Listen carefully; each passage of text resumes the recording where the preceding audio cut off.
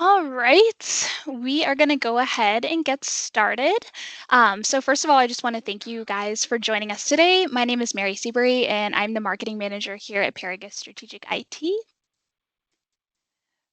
So who we are, so Paragus is a managed service provider with offices in Hadley and Worcester, Massachusetts. We provide both co-managed and fully managed services, meaning we operate as an organization's entire ID department, or we can work with an internal team. Currently, we serve around 130 organizations spanning a wide range of industries. Why you're here. So today we're going to be looking at a practical way to use AI that goes beyond content creation, email drafting, or even simple prompting. We're going to look at how AI can help you think through decisions before you make them by simulating conversations with potential stakeholders who would normally be involved in those decisions. So we're going to start with a quick poll. I'm just going to post in the chat here, kind of, how are you using AI today? I just want to put this. See if I can figure this out. We're using a new platform here today, so I'm just going to post this. You can just reply to that with your answer. You can either say you haven't started, you're using basic prompts, you're using it regular for work, or you're an advanced user. You can go ahead and respond in the chat in the Q&A section.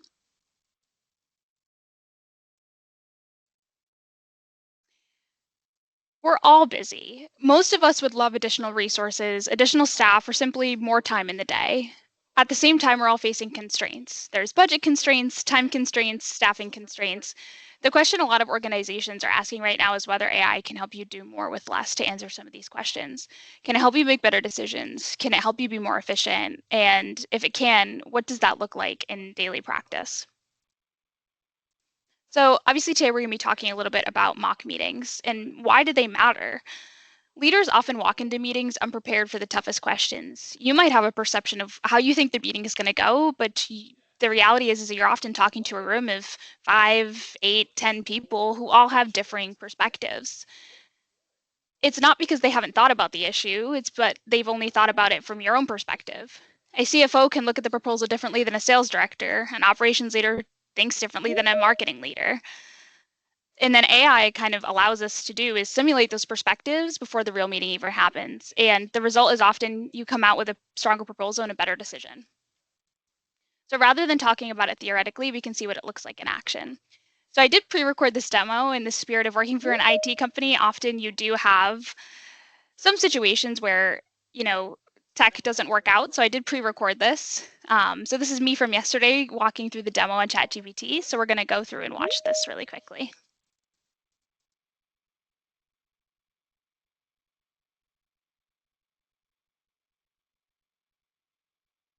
One of the biggest challenges with decision making is that often we evaluate our own ideas from a single perspective.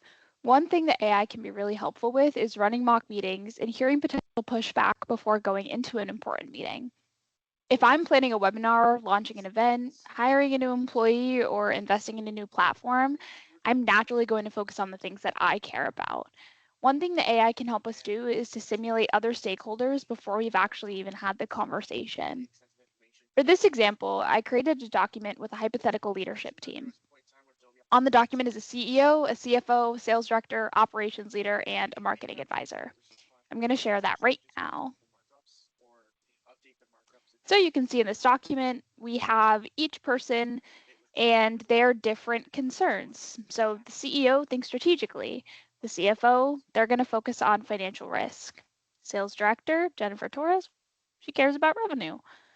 Operations cares about execution, marketing cares about marketing positioning, et cetera, et cetera. For this demo, these aren't real people, but you could easily build something similar with your leadership team. And this is where I encourage people to customize the exercise, and you can do this after the webinar. You could create a document similar to this with profiles based on your actual leadership team. You could use their DISC assessments if you do that in your company, Working Genius assessments, EOS leadership roles, which is something that we use. Even their department priorities could be something you could use as well. And even your board, you could do this with your board as well, and you could have their different personalities. The more accurately you describe the people involved in a decision, the more realistic the feedback becomes. So I'm just going to reshare my screen and open ChatGPT here. Before we get into the prompting and how I'm going to use this, just some notes as well. If you have like a CFO that really cares about ROI, make sure you include that in that document as well, or a COO that's worrying about bandwidth and execution. Any of those concerns, you're going to want to include that in the document. So now that you've created your leadership team, we're going to put them to work. So rather than asking AI for an answer, I'm actually going to ask AI to challenge my thinking. This is an important distinction because most people use AI to generate content or answer questions, but in this example, we're actually going to use it as a partner or similar to a coworker. I'm going to present a real business initiative and ask the leadership team that I just showed you to evaluate it in the same way they would in an actual leadership meeting. Right to that demo like I mentioned, but I do have the chat open, so if there are any other issues, definitely let me know. But the content from the other slides was just some notes from what I was saying, but I'm just gonna restart the demo for you guys, and just let me know if you can hear it too.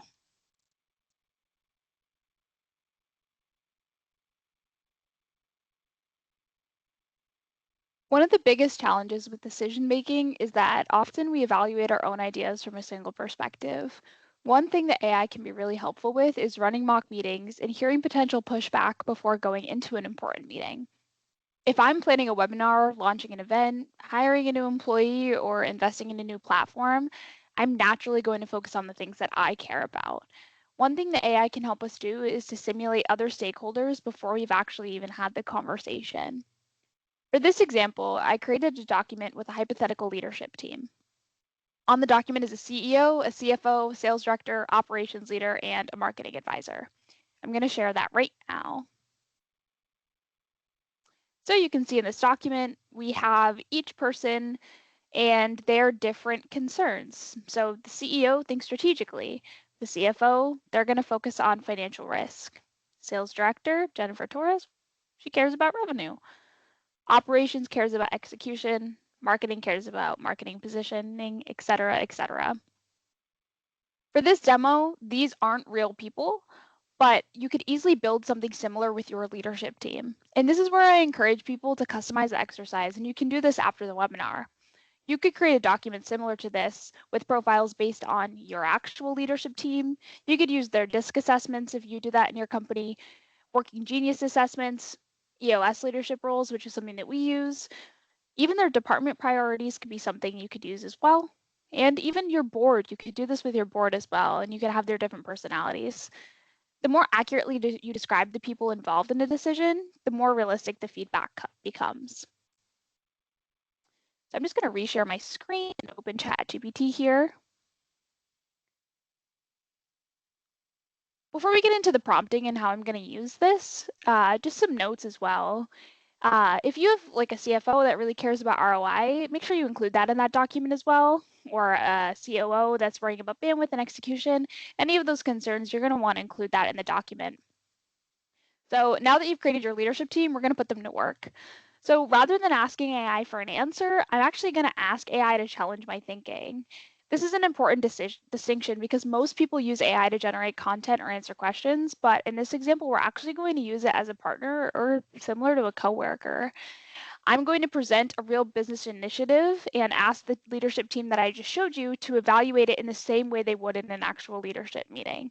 So like I said, these are hypothetical people, but for this example, it can be really helpful because the example I'm actually going to use is something that I've gone through before.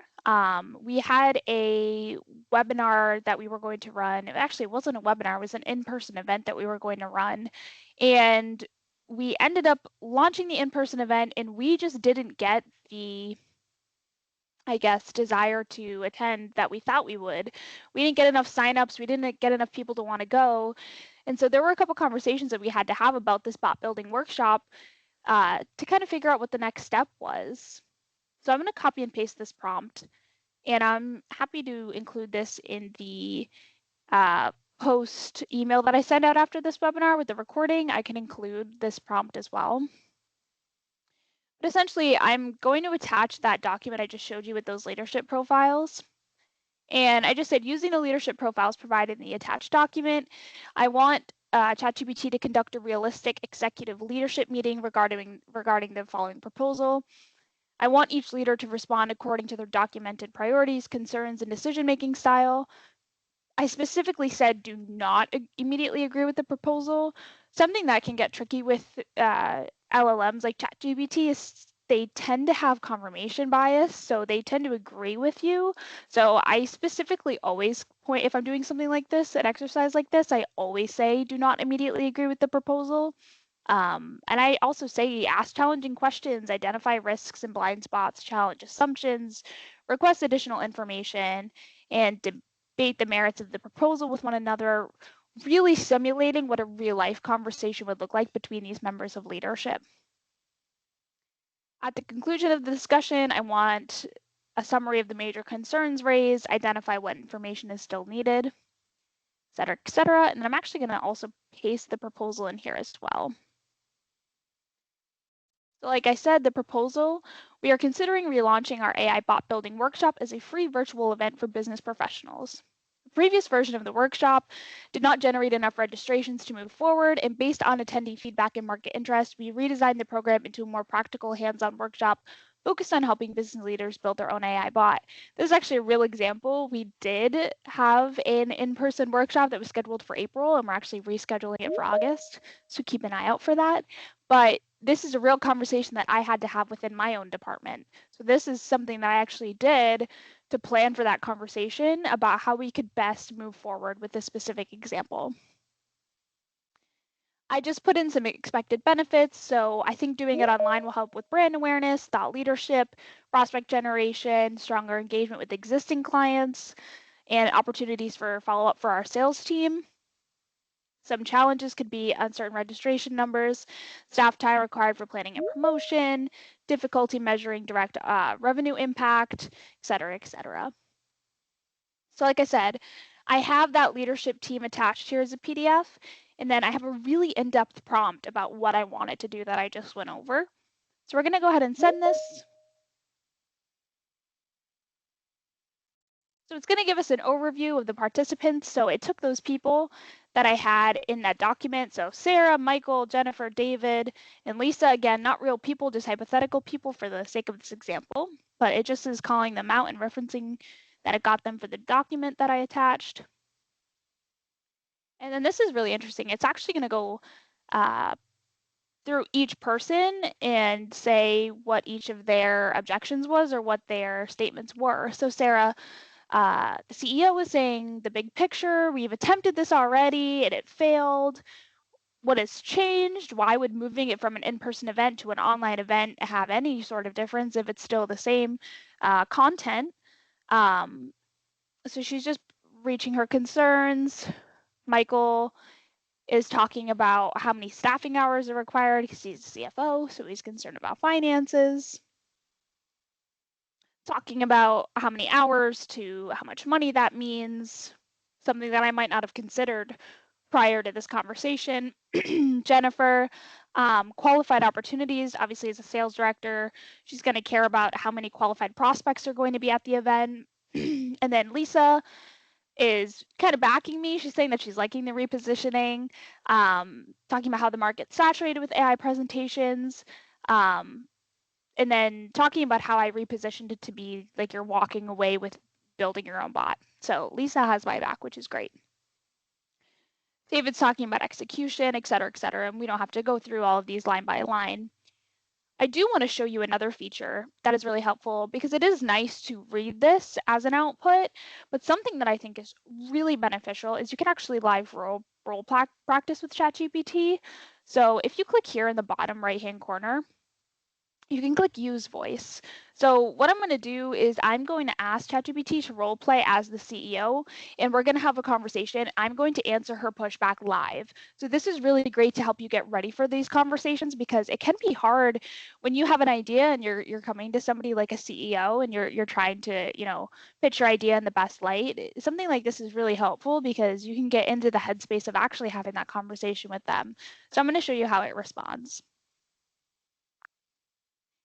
Hey, so I want to role practice like I'm talking with the CEO about this proposal. Can we go through and just have a candid role play conversation? And can you act as the CEO using that document I provided you and just ask me any questions you have about the proposal? Absolutely. I'll take on the role of your CEO, Sarah, and we'll keep it conversational. Whenever you're ready, just talking as yourself, and I'll jump in with questions or thoughts. All right, let's go for it. So we're going to reposition the April webinar at in-person event as an August webinar.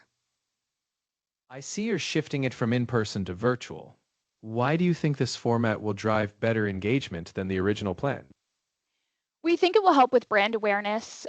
We think that having it still happen is great because AI is a really pivotal topic in the market right now. We think that pivoting from in-person to online will help because we found that it's hard to get people to an in-person event post-COVID. It's not something that a ton of people like to do. So we hope that doing it online will make it more accessible for people. We also took away the fee, so we removed that barrier to entry. So we're not charging people anymore.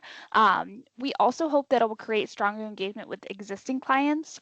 As you know, Sarah, we already have monthly webinars that we run. And so we think that putting this into our monthly webinar slot will help our existing clients to learn more about AI, but also will be a really good opportunity to get prospects in the room as well.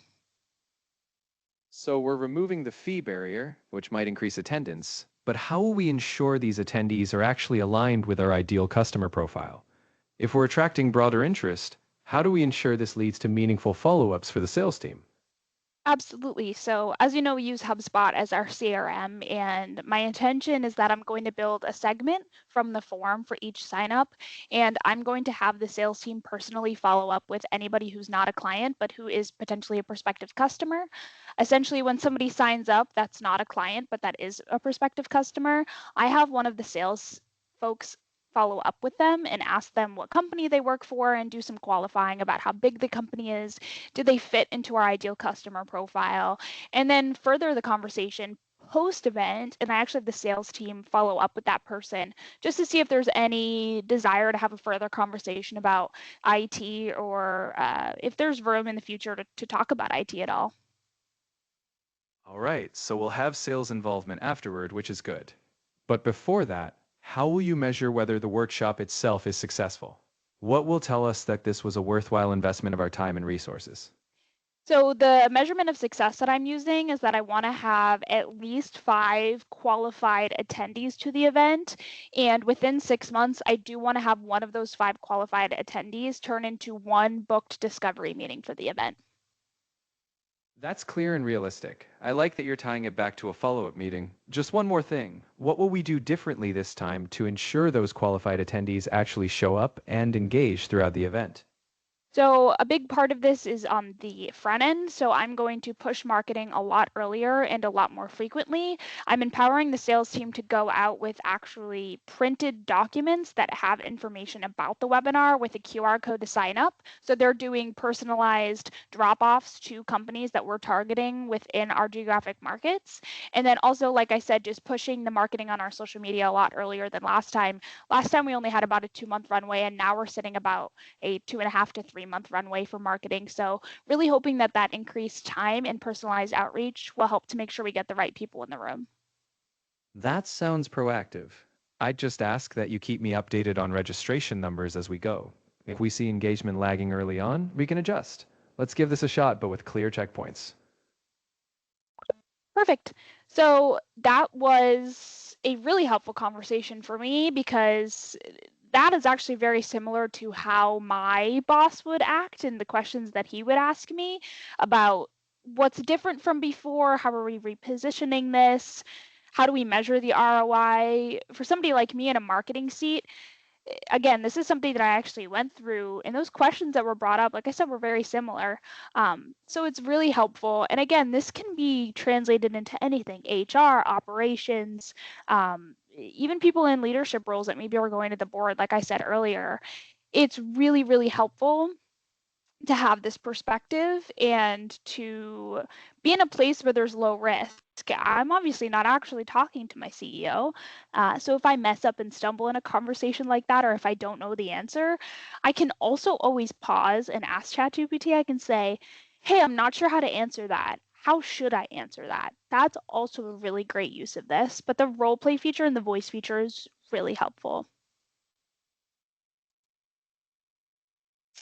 All right, so that was a little bit, like I said, of my live demo. Um, just gonna reshare. Everyone can still see that, correct? And hear me as well. Perfect. Um, yeah, so just a couple of lessons learned. Obviously, that was a really specific example for somebody like me in a marketing seat. But eh, kind of what I want to highlight here is that really at the basis of this, and I am going to get into this a couple slides down, is you really want to have a dense leadership profile. Now, this can really apply to anybody. It could be within your department, it could be for your leadership team. Like I said, you could even use it for your board if you're, in the C-suite and you're looking to bring something to the board. You can create that document that I shared that has kind of that information about each person. So their title's really helpful. Any questions that they commonly ask, obviously that's usually tied to their role and their KPIs or their measurables, if that's something that you use in your company. And then just an outline of your proposal. You could see in the demo, but I didn't have a super in-depth proposal there. But if you had an actual proposal, that was obviously just for the sake of the demo. But if you had a really in-depth proposal, I could see you spending, you could spend 10, 15 minutes in a conversation like that. Um, I did actually do a demo that I didn't record when I was testing this out, where the hypothetical CFO had asked me a question about numbers about how much it would cost. And I kind of just spitballed numbers, and I didn't realize that the numbers that I said out of my mouth actually didn't match up to what was in the proposal. And ChatGPT called that out and was like, the CFO, hypothetical CFO, was like, hey, those numbers don't align with what you said in the proposal. Can you kind of walk me through that a little bit? So that's a really good thing to know that it can do this so that, like I said, you can have that sandbox where you can have some of those stumbling learning moments before you're actually going and having these high stake conversations. Um, and then I briefly mentioned it in the demo, but it's a great opportunity if you have, let's say, the hypothetical CEO within ChatGPT asks you a question about your proposal and you don't know the answer to it, you can stop, take a second, and say, I actually don't know how to answer that. Can you help me answer that in a way that would best speak to the CEO? And ChatGPT will give you, based off of that leadership profile, again, so that's why it's important to have it be kind of dense. But based on that person's leadership profile, ChatGPT will actually help you answer that person how they'd want to hear it. So again, just some high level lessons learned. So I want to dive in a little bit into that leadership team build out because, like I said, it's really important. And I'm happy to include that document that I use in the demo. I can share that in the follow-up webinar email that I send out to people who signed up. I can just include that too because it can be a good template. But the quality of discussion that you have with ChatGPT or any LLM that you're using is directly tied to, like I said, the quality of that profile. And the reason that it worked in the demo wasn't because it magically understood those people, but I provided the context for it. So, like I said, talking about title, any personality or personality test results you might have, we use DISC at Paragus. Every employee gets a DISC profile and we have them accessible. The Big Five is also one that a lot of people use. Caliber is another like corporate focused one that companies use. Any common questions? So if you know somebody always asks about ROI, ROI, ROI, include that in their profile. Um, the department can be helpful just to give more context to ChatGPT. Obviously, if you say someone's a chief operating officer, it can kind of denote that they're on the operations side, but it's also helpful if you have smaller departments. It could create more context. And then key measurables and KPIs. If somebody is responsible for MRR, they're going to ask questions that are tied to MRR. So it's also helpful for that context. And then I just added a note about updating the document as roles or titles change. If this is something that you get into the habit of doing, like you know that you have a monthly leadership meeting and a week before the meeting you want to do kind of one of these mock role plays with any agenda items or even any proposals that you have, you'll just want to keep that document updated as people's roles or titles change or people leave or come in. It's just helpful from an organization standpoint just to keep that document updated. So some steps to running a mock meeting. So at a high level, I kind of showed you the process and it's fairly simple, but you want to identify the stakeholders. Then you want to create the profiles for each person, like we kind of just touched on. And then you want to present the initiative. So like I said, the proposal, I just copy and pasted as just kind of like a word dump. If you had an actual document, you could attach it in the chat, like I showed you in the demo as well, along with the leadership profiles if it's really dense. And if there's something that you specifically want somebody to challenge you on, like if you have something that you want to A/B test, like you have two prices, let's say, for somebody like us, we're an IT company. If we had two prices that, so if the leadership team wanted to test two prices to the board, you could have ChatGPT role practice that. You could say, I'm really looking to gut check how the board's going to react to $7.99 versus $9.99. Can we role practice? Can we A/B test both of those prices? And that's something that you could do as well. So it doesn't have to be polished. It doesn't have to be perfect. It can be a rough draft, and you can actually create a rough draft, and then you could run something like this, and then it could help you build and get to your final draft with those perceptions and those conversations. And then obviously facilitate the discussion. Like I showed you, you can use the chat feature. I do find that the speaking feature helps you get into the mindset of having that conversation. But again, if you're in a quiet space or you can't do that, you can always use the chat feature. It does put the pressure on a little bit more when you're actually having that verbal conversation. And then refine and decide. So like I mentioned, anything that happens in that role play conversation, you can use it to refine your proposal and hopefully make it better. Some uses for mock meetings. So hiring a new employee. Um, if you're somebody who's in HR and you're looking to kind of run through some new interview questions that you have, you could, it's a very low risk. You could trial them with the ChatGPT in a chat. And you could even frame it as, hey, I'm trying out some new interview questions. Could you put yourself in the position of somebody who's fresh out of college within your industry that's applying for XYZ role? Respond to these questions and ask any follow-up questions if it's not clear. And that can help you gauge, how your questions are landing. Launching an event. So kind of similar to the demo that I just showed.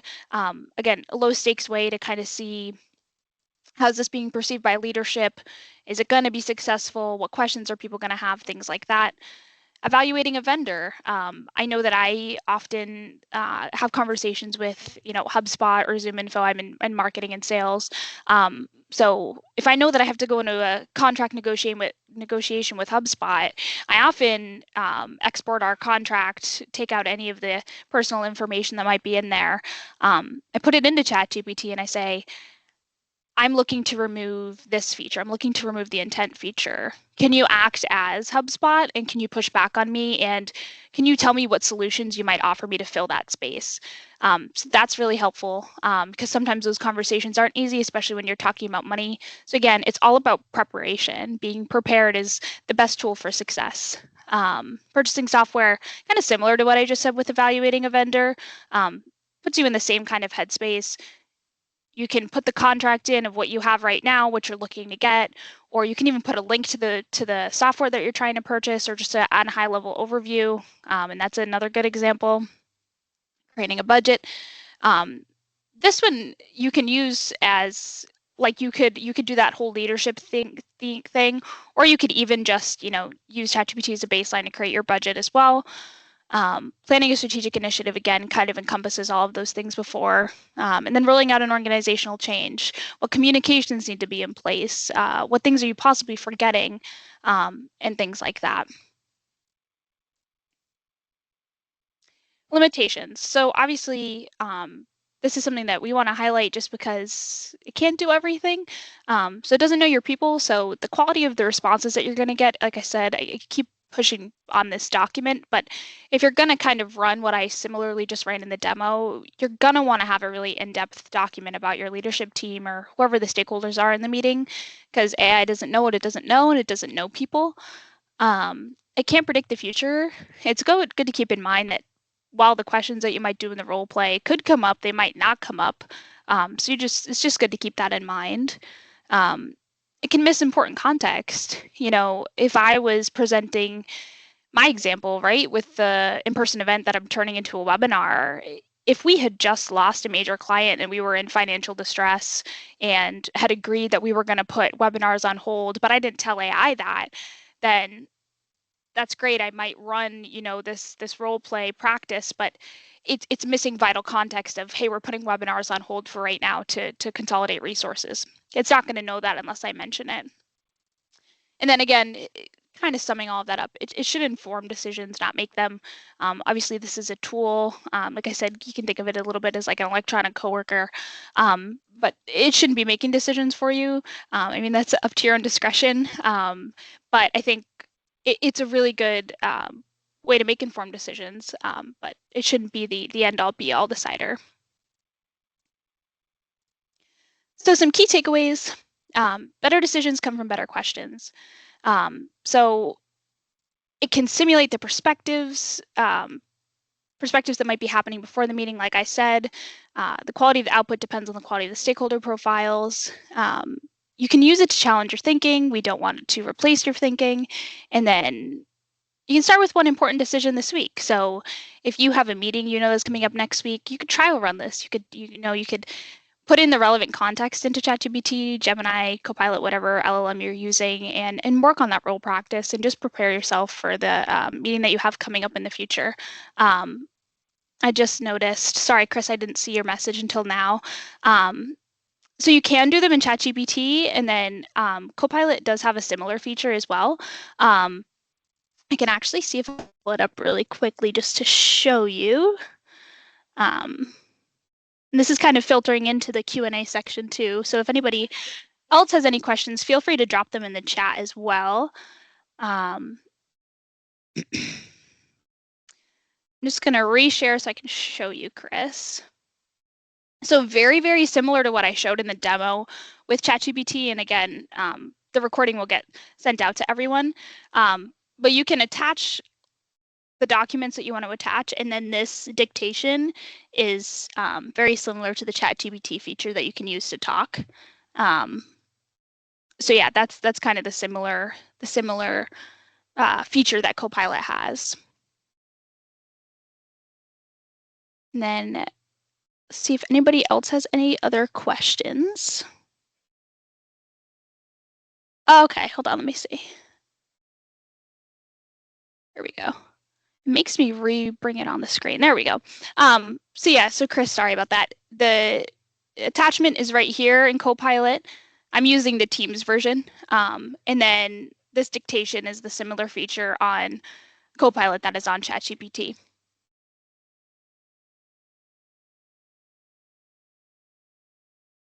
Perfect.